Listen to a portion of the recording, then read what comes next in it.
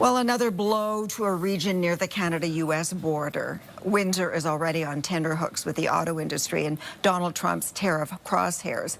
Now, the plant in nearby Amherstburg that bottles Crown Royal, an iconic Canadian whiskey with a storied history, is closing and shifting work to south of the border.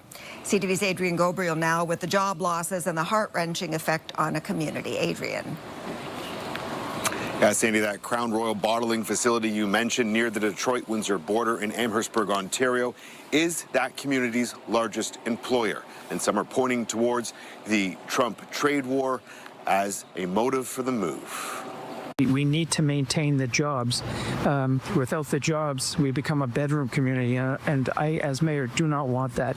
We're trying to increase our commercial industrial base. We've been very successful in the last year. This is a century-old lifeline in southern Ontario is shutting its doors. Nearly 200 jobs gone overnight. And here's the real shock. This isn't just about a factory. It's about whether Canadian towns can survive in a global economy that seems stacked against them. The closure of Diageo's Crown Royal bottling plant in Amherstburg has rattled an entire community. For generations, this plant wasn't just where whiskey was bottled. It was where families built their futures, where small businesses thrived, where paychecks kept the town's heartbeat steady. Now, that rhythm has been cut short. But here's the mystery. The company says this is about supply chain efficiency. Simple, clean, corporate. Yet critics argue something else is at play. They point to rising US tariffs, Washington's aggressive push to lure manufacturing south, and Ottawa's slow response. Could Amherstburg be the latest casualty in a much bigger economic chess game? The stakes couldn't be higher. If jobs can disappear this quickly in a town anchored by an international brand, what does that mean for other Canadian communities? And is this closure really about efficiency, or about governments failing to defend their workers? Because, as families in Amherstburg brace for the loss, another question looms. What happens when a community's economic backbone is stripped away, and leadership doesn't step in to stop it? Stay with me, because the answers aren't just about whiskey. They're about Canada's future. Morning in Amherstburg now feels different. The factory gates that once welcomed hundreds of workers every shift are turning into symbols of uncertainty. Cars pull out slowly. Faces are tense. For many, it wasn't just the shock of losing a job, it was the feeling of being disposable after decades of loyalty. Inside the town, the ripple effects are already showing. Cafes that relied on lunchtime crowds are quieter. Gas stations and convenience stores brace for fewer customers. Even local delivery services are asking, what happens when 200 steady paychecks suddenly vanish? This isn't just economics, it's survival. And yet, Diageo insists the decision makes business sense. Some operations will move to the U.S., while Canadian bottling is consolidated in Quebec. On paper, it looks efficient, but on the ground, it feels like a betrayal. Workers who gave their lives to this plant are being told efficiency matters more than community. The mayor calls it a major blow. Unifor, the union, says they're ready for a fight, and ordinary families are left to wonder whether they should pack up and leave, or hold on and hope Ottawa finally takes notice. But here's the twist. Amherstburg is not alone. Across Canada, manufacturing towns are facing the same threat. Facilities in auto, food processing, and mining have all seen work shift south, which raises the question, is this just one closure, or part of a trend hollowing out Canada's industrial backbone? And if so, who's really benefiting? To understand this closure, we have to zoom out, because while one town is in crisis, the forces shaping this decision stretch far beyond Amherstburg's borders. Look south, and the contrast is striking. In the United States, aggressive tax incentives and tariff strategies are drawing manufacturing. Back home, Washington is making it harder and costlier for companies to stay in Canada. For executives balancing spreadsheets, the choice becomes obvious. Cross the border, cut costs, and collect benefits.